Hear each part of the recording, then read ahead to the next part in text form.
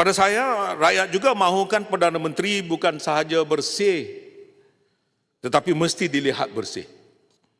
Untuk itu, Perdana Menteri tidak wajar untuk memegang jawatan Menteri Kewangan dalam waktu yang sama semasa tempoh beliau menjadi Perdana Menteri. Bidang kuasa Menteri Kewangan adalah amat besar. Apatah lagi sekiranya beliau juga adalah seorang Perdana Menteri.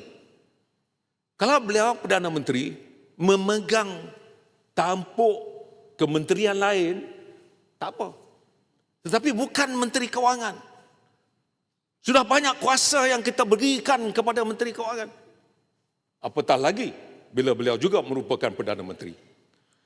Cadangan untuk memisahkan tanggungjawab Perdana Menteri dan Menteri Kewangan adalah lebih penting, jauh lebih penting daripada melihat tempoh masa perkhidmatan seorang Perdana Menteri. Perikatan Nasional tiada masalah untuk menyokong hak dua penggal jawatan Perdana Menteri, tetapi biarlah ianya dengan beberapa syarat-syarat yang tertentu. Contohnya tadi, Perdana Menteri boleh tapi jangan memegang jawatan Menteri Kewangan. Perdana Menteri tidak boleh memegang jawatan Menteri Kewangan ini kerana pendirian kami bahawa prinsip kebertanggungjawaban mesti diasingkan, memberikan pengasingan kuasa di antara kementerian itu dan juga jawatan Perdana Menteri.